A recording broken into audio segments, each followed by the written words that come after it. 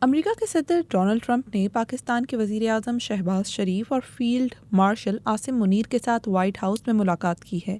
Oval office میں ہونے والی اس ملاقات میں نائب امریکی صدر اور سیکرٹری آف اسٹیٹ بھی شریک تھے۔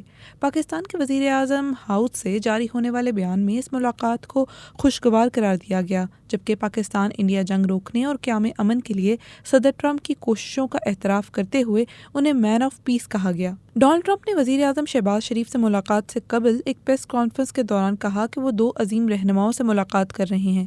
پاکستان کے وزیر اعظم اور فیلڈ مارشل دونوں ہی بہترین شخصیات ہیں۔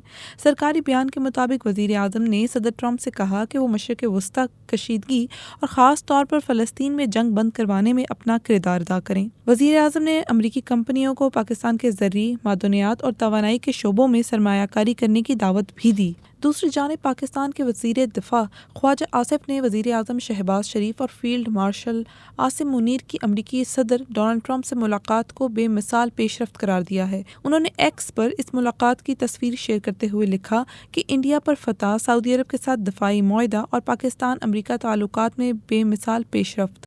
یاد رہے کہ پاکستان کے وزیر اعظم محمد شہباز شریف اقوام متحدہ کی جنرل اسمبلی کے اجلاس میں شرکت کے لیے امریکہ میں ہیں۔ وہ آج اقوام متحدہ کی جنرل اسمبلی کے اجلاس سے خطاب بھی کریں گے۔